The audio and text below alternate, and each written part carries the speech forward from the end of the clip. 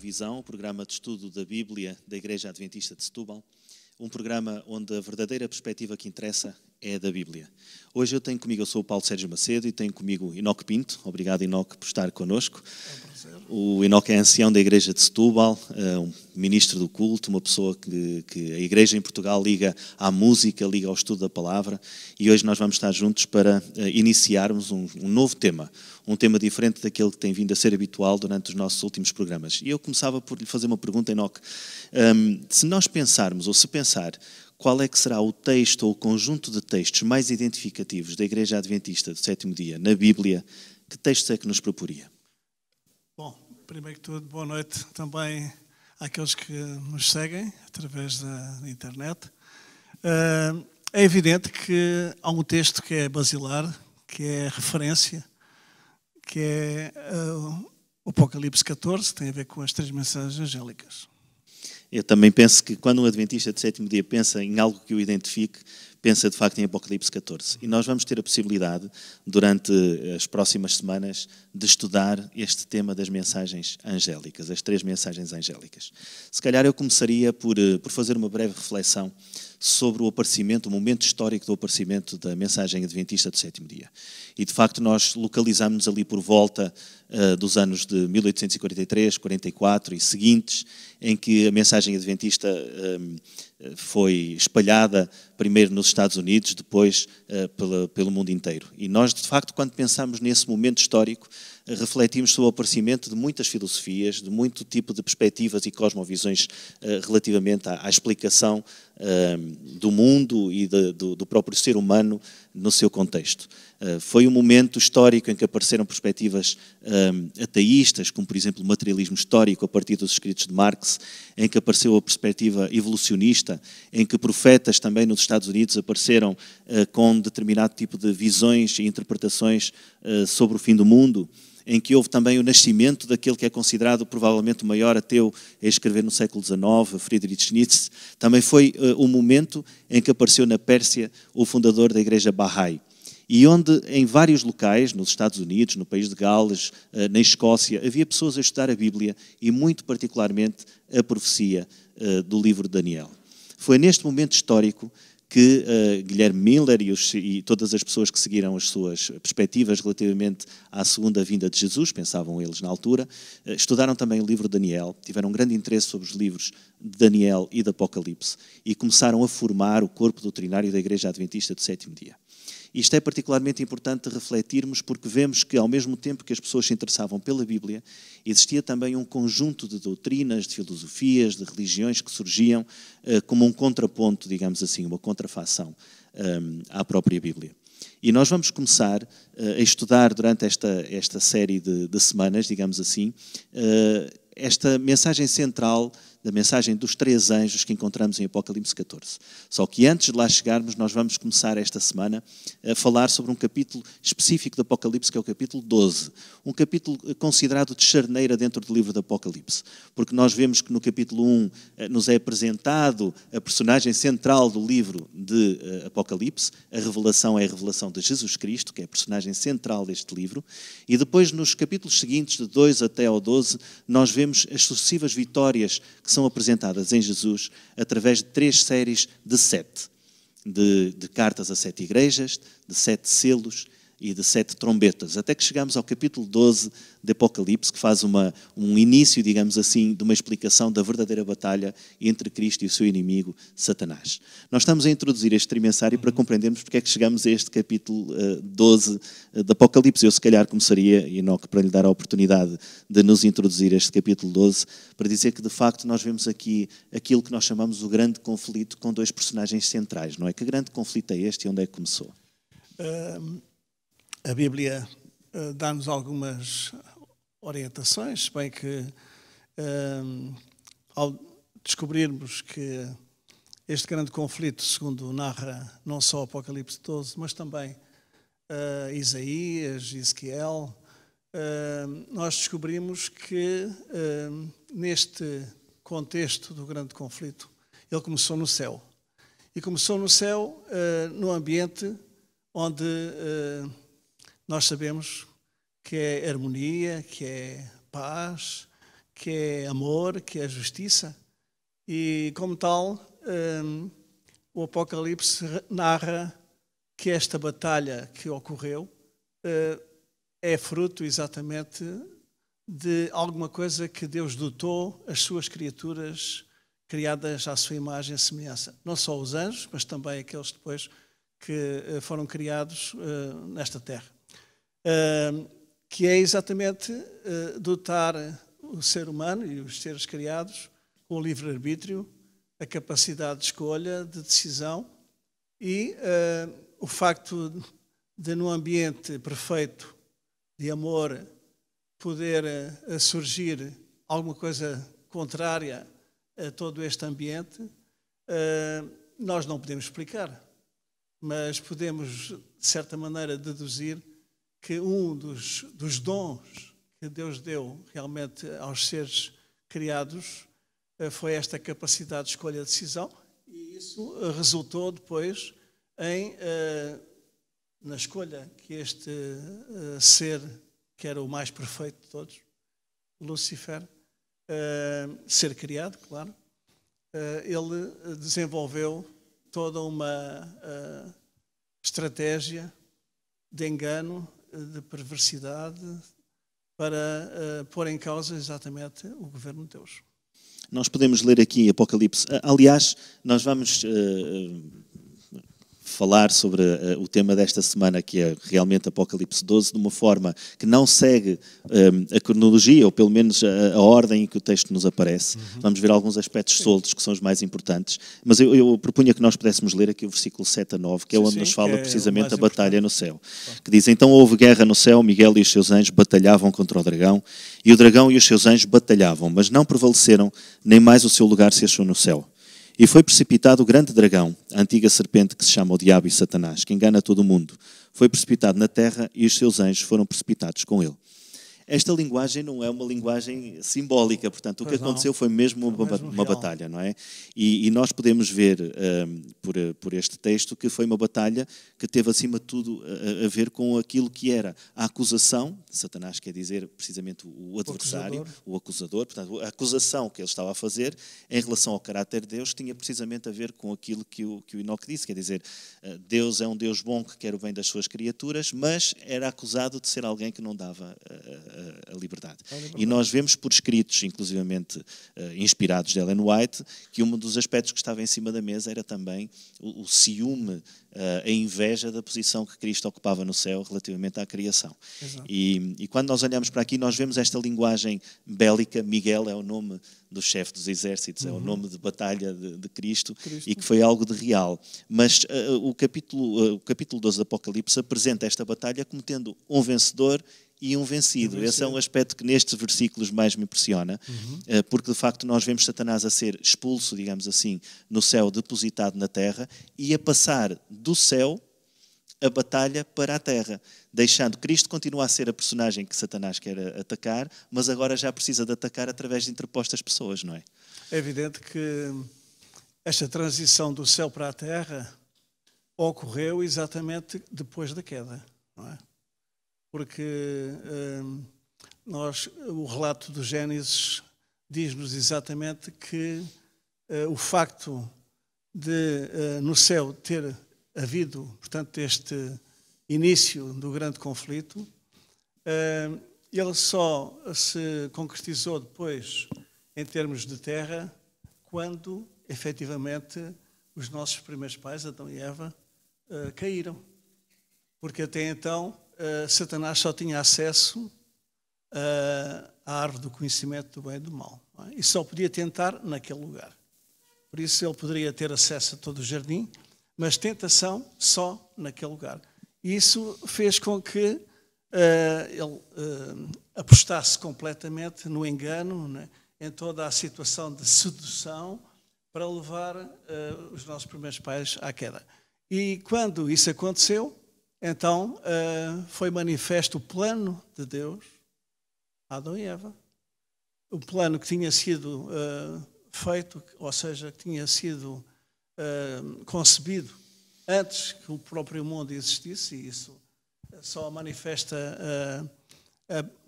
a presciência, o conhecimento, a omnisciência de Deus, em prever uma situação que poderia eventualmente acontecer. E como tal, este conflito que agora vai se instalar nesta terra é resultado do facto de Satanás ter vencido os nossos primeiros pais e, como tal, agora o seu reino é neste mundo. Mas é interessante porque aqui, quando, Paulo, tu leste aqui no capítulo 12 que houve esta batalha nos céus e que eles não prevaleceram, mas foi precipitado o grande dragão, a antiga serpente, ou seja, faz referência aqui à serpente que aparece em Gênesis, não é? No início do desenvolvimento desta terra e da criação que Deus, entretanto, tinha realizado. E Satanás é precipitado na terra e, por outro lado, é banido do céu exatamente no momento em que se cumpre o plano da salvação em termos de o próprio Cristo ter vindo a este mundo, tomando a forma humana e entregando-se por nós. Isso fez com que esta batalha, que inicialmente começou no céu, fosse então vivida por Jesus Cristo na terra, e em tudo Jesus foi vencedor. E este aspecto faz com que nós tenhamos fé e certeza de que através de Jesus também nós podemos vencer as nossas dificuldades, os nossos problemas, pela fé, assim como Jesus também venceu pela fé. Quando nós olhamos para esta batalha, do seu ponto de vista espiritual, há uma coisa que de facto até custa a nós compreendermos como é que as pessoas que estudam a Bíblia, ou mesmo aquelas que não estudando não têm a fé suficiente para o compreender espiritualmente, como é que não conseguem ver com nitidez aquilo que a Bíblia apresenta sobre este caso, que é a diferença entre um pai amoroso e uma criatura que odeia.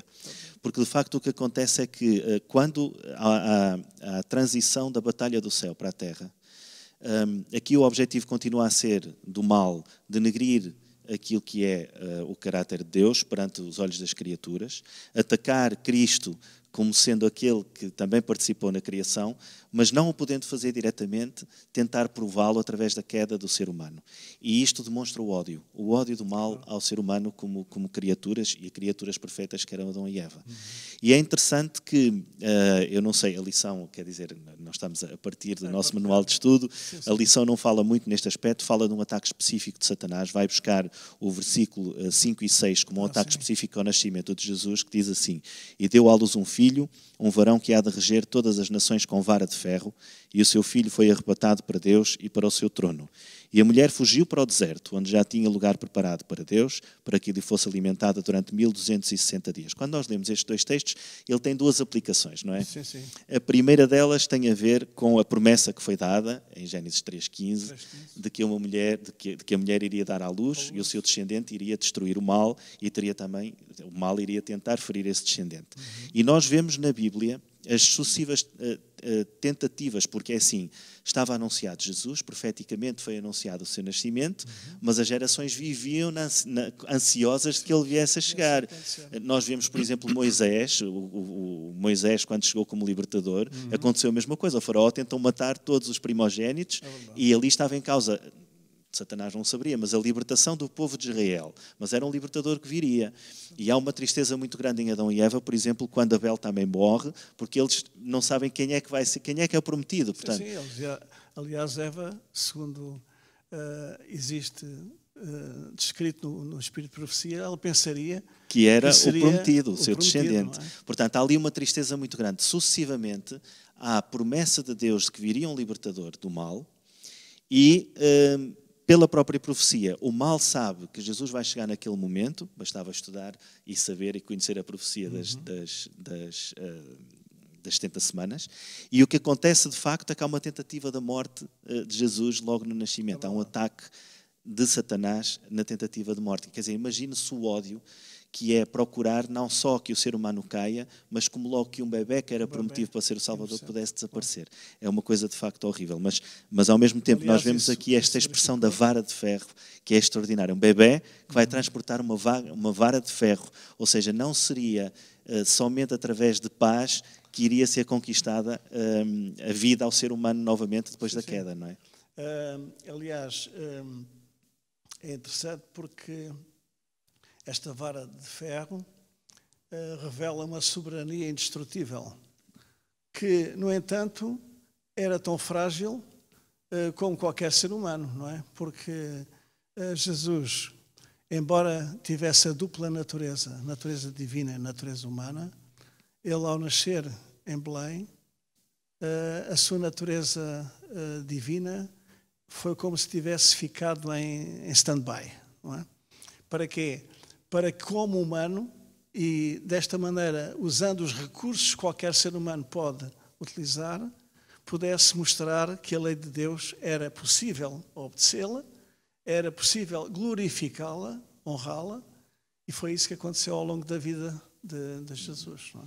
Esse aspecto é muito importante e o Enoque está a salientá-lo, que é esta questão, de facto, que Jesus venceu na sua natureza humana. E por essa vitória de Jesus, porque esse nosso primeiro estudo sobre as 3 mensagens angélicas focam muito na questão de vitória de Jesus sobre Satanás. Quer dizer, este é um grande conflito, claro, que tem um vencedor que já venceu e cuja vitória vai ser celebrada de uma forma que nós já conhecemos qual é. Muito bem. Portanto, isso é um aspecto muito importante que nós temos e Jesus venceu na cruz, mas também venceu na obediência da sua vida. Ora bem. E este aspecto é muito importante porque, de facto, na sua vida como ser humano, ele obedeceu até à morte, obedeceu sendo tentado em tudo como qualquer ser humano. E há aqui uma pequenina frase que nós temos no nosso estudo que eu gosto muito.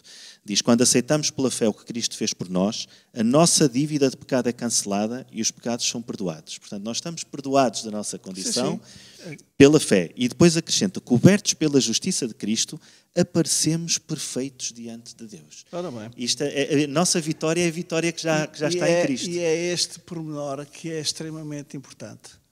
Porque às vezes fala-se muito na justiça de Cristo, mas não se percebe o que é a justiça de Cristo. É exatamente face à lei, ele em tudo foi irrepreensível. Ele obedeceu. E agora, ele tem a capacidade, pelo facto de ter vencido através da sua morte e da sua ressurreição, ele agora tem a capacidade de comunicar essa mesma justiça a cada um de nós. Ou seja, empoderar, se é que se pode dizer assim, o ser humano, aquele que aceita Jesus como seu Salvador pessoal, empoderá-lo para que ele possa também ter a capacidade de obedecer, que por vezes é contrária à nossa natureza. Nós não temos, por inerente à nossa natureza humana, o ser humano não tem facilidade em obedecer. Mas através de Jesus podemos receber essa bênção. Eu estou-me a recordar de um livro em 2005, 2006, que a gente publicou na publicadora, que era um livro branco com uma capa, com umas letras laranja, que se chamava A Justiça de Cristo. Eu ainda o tenho.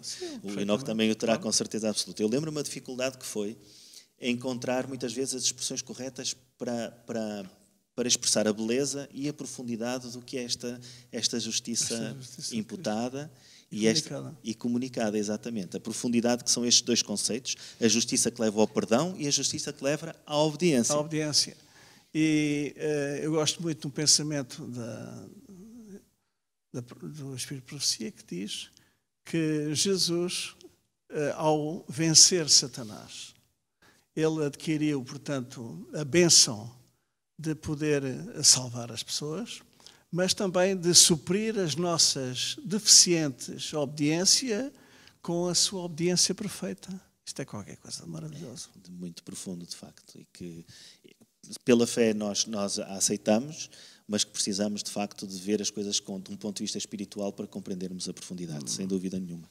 E eu reitero, o que nos é apresentado é uma vitória. Isso é muito importante, porque é uma vitória que também é nossa, não pela nossa força, mas em Jesus e com o Espírito Santo na nossa vida. E é interessante porque aqui, quando eu comecei a ver este tema, que Jesus ganha e Satanás perde, imediatamente eu associei Jesus ganha pela fé.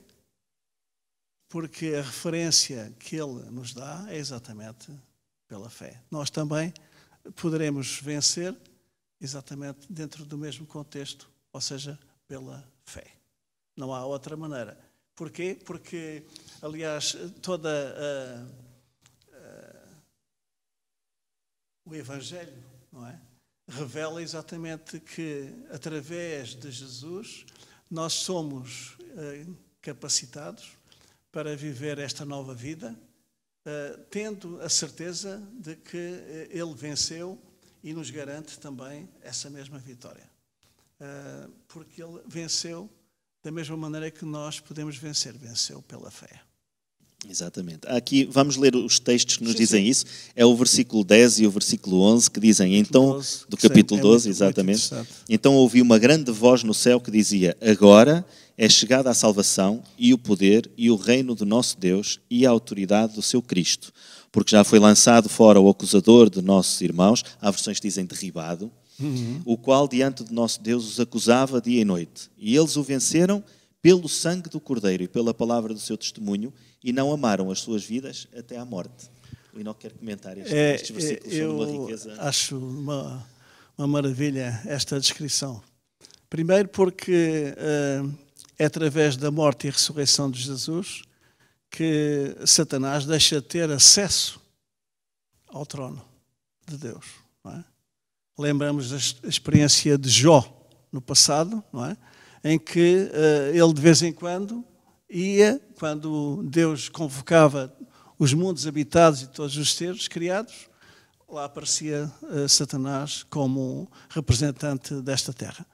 A partir do momento em que Jesus morre e ressuscita e ascende aos céus, então cumpre-se aqui, porque agora é chegada a salvação e o poder e o reino do nosso Deus e a autoridade do seu Cristo, porque já foi lançado fora o acusador dos nossos irmãos. É extraordinário. Quando nós... E por outro lado, agora, assim como ele venceu, pela fé, nós podemos vencer. E é interessante porque há duas coisas que temos que também desenvolver, que é acreditar e confiar no sangue do Cordeiro, não é? Porque é ele que nos limpa e purifica todo o pecado. Mas também, por outro lado, diz-nos aqui que eles o venceram pela palavra do seu testemunho. Este é outro aspecto extremamente importante, é que temos que aliar as duas situações. Primeiro, a certeza de que é o sangue de Jesus que nos garante o perdão e a salvação. Mas também, por outro lado, a palavra do seu testemunho não é mais nem menos que a maneira como nós agora também partilhamos com os outros esta boa nova da salvação que o Senhor Jesus nos dá de uma forma tão bela. Não é? Realmente, quando nós vimos da batalha no céu e depois começa o texto a dizer então pressupõe que depois da derrota no céu há uma grande voz. Eu gosto muito desta expressão que diz uma grande voz no céu. Há um anúncio público. Isso é extraordinário porque nós de facto estamos no enquadramento profético do anúncio de qual é o papel de Jesus e que Satanás está derrotado. É uma grande voz, e depois fala da salvação, do poder, da autoridade de Cristo, como o Enoch disse, anuncia que foi lançado fora o acusador. E depois no versículo 11, quando fala do sangue, também diz, não amaram as suas vidas até à morte. E esta pequenina expressão de não amar a vida até à morte é extremamente importante porque nos coloca onde nós deveríamos estar, quer dizer, dá-nos a humildade suficiente para compreender que aquilo que nós passamos nesta terra não é o mais importante. Isto é muito complicado, passar de um texto profético para um texto existencial que faça a diferença na nossa vida. É muito mais fácil a gente ficar, Deus disse, Cristo fez, mas dizer assim, na minha vida isto vai ter um efeito prático. E o efeito prático é, as minhas decisões de vida não vão ser para proteger a minha vida aqui, a minha saúde aqui. Não estou a dizer para a gente não proteger a saúde, não é isso. Mas que a minha vida aqui, a minha saúde aqui, o meu bem-estar aqui, não é esse o objetivo. Todas essas coisas são instrumentos para me preparar para outra vida. Isso mostra só uma coisa, é que o amor de Jesus por nós é tão magnífico, tão grandioso, que quando nós nos deparamos com um amor, que existe um amor igual, não é? Ou seja, como é que é possível alguém amar desta maneira? Não é? Então, nós nos dispomos também a seguir Jesus e, portanto, deixamos de ter a prioridade de pensar noutras coisas, senão em dar pôr a nossa vida completamente à sua disposição, caso isso contribua para que a palavra do testemunho possa continuar. Quer dizer, no fundo, quando nós olhamos, por exemplo, para todos aqueles que perderam a sua vida pela palavra, perderam a sua vida pelo amor à Bíblia, pelo amor a Cristo, que foram mártires, no fundo, é a forma que o próprio ser humano tem de dizer. E o martírio não tem que ser só uma morte física, pode ser uma morte para as coisas do mundo, como diz a própria Bíblia, para uma morte para aquilo que é a nossa vontade, uma morte para aquilo que são os nossos prazeres, o que for. Uma mudança radical de vida. Mas, de facto, é o que faz valer a pena, digamos assim, o próprio sacrifício de Jesus. A maior alegria que podemos dar a Jesus não é um sacrifício só, seja ele físico, seja da dádiva, mas é principalmente dizer: a minha vida está entregue nas tuas mãos, porque isso é que faz valer a pena. E é o que ele deseja, no fundo, é a nossa vida. É exatamente aquilo que ele passou, tendo como objetivo salvar-nos. Ele agora, nós não podemos ficar indiferentes a um amor tão grande, não é? E por isso a nossa disposição é, se tivermos que dar a nossa vida a favor do Evangelho. Eu gosto muito de uma expressão que também é da Pena Inspirada, da Mensageira do Senhor, que diz que o Apocalipse 14 não é mais nem menos que a lei e o Evangelho de mãos dadas. Isto é qualquer coisa de maravilhoso, porque mostra-nos que a lei pode ser vista sobre o prisma do legalismo. O Evangelho é a demonstração da lei vivida na prática por Jesus. Amar a Deus sobre todas as coisas e ao próximo como a ti mesmo. E o ser humano vive e pode ter esta real certeza de que a vida só tem sentido se nós vivermos de acordo com os parâmetros que a palavra de Deus nos revela. Porque esta é a maneira de nós sermos mais semelhantes a Jesus no caráter, que afinal acaba isso. Está também a beleza daquela imagem que diz que na cruz a justiça e a misericórdia se encontraram e beijaram, não é? Que são imagens de facto muito, muito bonitas.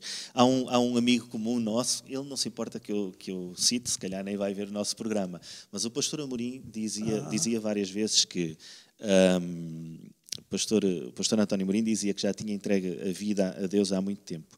E quando começou a ter alguns problemas de saúde, disse que lhe entregava também a sua morte. E esta diferença é muito interessante. Então não é? Porque nós muitas vezes, quando pensamos não amaram as suas vidas até à morte, estamos a pensar em perder a vida. Mas o que Deus de facto deseja é o momento em que a gente decide entregar tudo. Entregar completamente. Completamente, é isso Totalmente. mesmo. Muito bem, mas a lição quer dizer, nós estamos no livro da Revelação, e o livro da Revelação, na visão adventista do sétimo dia, também tem um impacto histórico muito, muito profundo, porque a nossa visão relativamente à profecia é historicista. E, portanto, há principalmente dois textos, Apocalipse 12, 6, que nós já lemos, mas vou voltar a ler. E a mulher fugiu para o deserto, onde já tinha lugar preparado por Deus, para que ali fosse alimentada durante 1260 dias. E depois, dos versículos 14 a 16, vemos novamente aparecer este período de tempo profético. Diz: foram dadas à mulher as duas asas da grande águia, para que voasse para o deserto, ao seu lugar, onde é sustentada por um tempo, e tempos, e metade de um tempo, fora da vista da serpente. E a serpente lançou da sua boca atrás da mulher água como um rio, para fazer que ela fosse arrebatada pela corrente, por alguma razão era a água. E a terra, porém, acudiu à mulher, e a terra abriu a boca e tragou o rio que o dragão lançara da sua boca, e por alguma razão aparece aqui a terra. Eu tenho a certeza que o estudo nos vai clarificar isto nas semanas seguintes, e não vamos entrar nestes pormenores já, mas há um pormenor aqui muito importante, é que, de facto, a mulher no deserto tem um comprimento temporal muito importante na história, que começou numa altura e acabou noutra altura. Quer falar um pouco sobre isso? Este período da igreja... Quem é a mulher, antes de mais? A mulher é a igreja. A igreja aparece outra mulher no Apocalipse, mas é considerada prostituta, portanto é uma igreja falsa.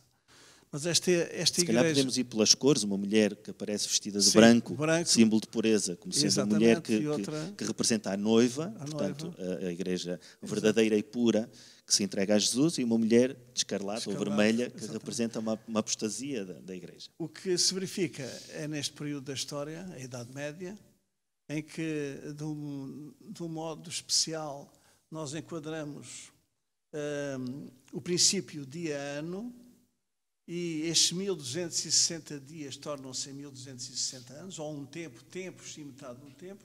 Portanto, vamos buscar o princípio que está em Números 14, relativamente Exatamente. a que um dia corresponde a um ano. E em Ezequiel 4 a 6. E este período de 1260 anos começa exatamente em 538 e vai até 1798. E é este período de tempo em que a mulher, aqui simbolicamente representada no deserto, não é? É interessante porque é-nos dito que ela, no deserto, pronto, vamos estudar isso mais tarde, não é? O facto de a terra a ter recebido e o dragão ou Satanás procurar destruir essa mulher, mostra-nos exatamente a estratégia para que a igreja de Cristo fosse completamente destruída. E é por isso que Deus vai levar a mulher para o deserto, mas é interessantíssimo porque é-nos dito que Deus vai cuidar desta mulher, não é? E isto é maravilhoso porque diz que a mulher foi alimentada no deserto, a terra ajudou a mulher e, portanto, são manifestações do poder de Deus para manter a sua igreja, mesmo em situações de extrema necessidade e de extrema aflição. A sua igreja e que tenha um reflexo na fidelidade para nós também. Este aspecto, quer dizer, penso que aqueles membros da nossa igreja, os nossos amigos que nos estão a ver, sabem que eu tenho estado ligado aos aspectos de liberdade religiosa há muitos anos. Também sei que o Enoque é uma pessoa que apoia muito este ministério e que gosta muito dele. E a mim isto diz muito, porque nós encontramos no estudo desta semana 4 elementos-chave que têm todos a ver com este conflito. O conflito, acima de tudo, baseia-se na verdadeira adoração e a verdadeira obediência. Portanto, no céu, houve 1/3 dos anjos que, seguindo Satanás, decidiram não adorar a Deus e serem desobedientes e saíram. Também tem a ver com o facto de Cristo, a batalha entre Cristo e Satanás ter sido pela sua obediência e a sua adoração. É isso que nós vemos muito bem expresso, para além das necessidades físicas. É isso que nós vemos na tentação de Jesus, é a adoração e a obediência que Jesus vence. Portanto, vemos também a vida de Cristo como sendo um momento importante relativamente à adoração e à obediência. Vemos este aspecto muito importante dos 1260 anos. A data de 538 é bastante debatida, digamos assim, mas nós podemos dizer que, no fundo, foi o momento em que o poder secular e o poder religioso se uniu em Roma. Esta é que é a realidade, portanto, em que houve uma verdadeira união, em que o poder religioso e o poder secular se uniram e que durou este tempo todo até ao ponto em que podemos dizer que terminou a supremacia temporal da Igreja Romana, em 1798, sendo que este tempo foi um tempo, não é à toa que a Idade Média é conhecida como a época obscurantismo, não é a Idade das Trevas, porque realmente foi um momento em que a luz da palavra não estava acessível.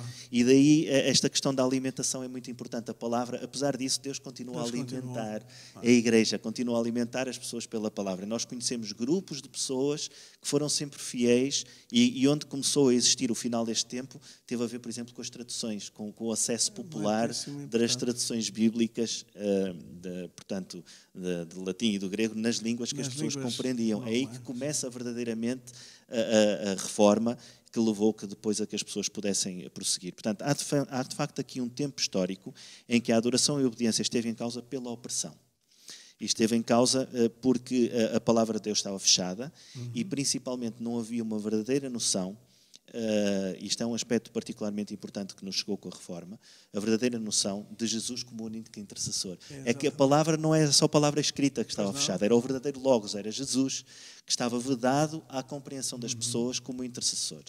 E as pessoas necessitavam, no fundo, de um poder humano, um poder religioso, que lhes era imposto para poder aceder a Deus. Exatamente. E que as desviava do verdadeiro intercessor. Portanto, foi esta batalha que se deu com a mulher no deserto, que foi muito importante, e que Jesus e que Deus abençoou esta igreja durante este tempo todo. Também há razões para ser a água e a terra aqui é importante, porque a terra também é o sítio de onde surgirá no final dos tempos a última besta, também como sabemos.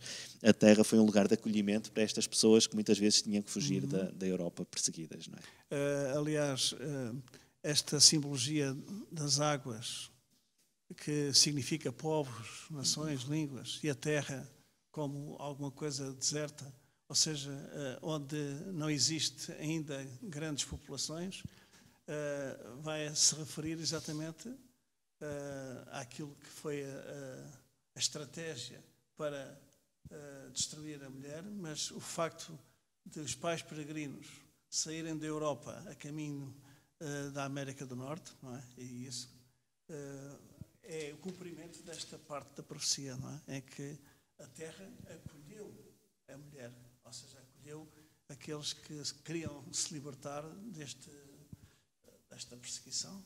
Exatamente. E pronto, falta-nos o quarto elemento, que tem a ver com o tempo do fim. Quer dizer, esta batalha vai ter um epílogo que nós vamos estudar com mais rigor, mas eu penso que vale a pena falar aqui uma palavra. Podemos ler o texto de Apocalipse 12:17, que cita precisamente o dragão irou-se contra a mulher e foi fazer guerra aos demais filhos dela. Eu acho curioso esta questão dos demais, porque tinha vindo a fazer durante todo o tempo de perseguição, digamos assim, os que guardam os mandamentos de Deus e mantêm o testemunho de Jesus. E aqui está-nos a apontar profeticamente para um futuro, não é? Isto tem a ver exatamente com o período que passa por 1844, não é? E pelo facto de haver, um pouco até antes, o desenvolvimento e o interesse do estudo, sobretudo das profecias de Daniel e Apocalipse, em que vai ser posta em evidência exatamente esta necessidade de voltar a compreender e a aceitar e a guardar os mandamentos de Deus. E, por outro lado, vai também surgir a oportunidade de Deus poder surgir no seio do movimento adventista, não é? Esta possibilidade de surgir alguém que vai exatamente subscrever e, portanto, preencher esta parte que diz o testemunho de Jesus Cristo, não é?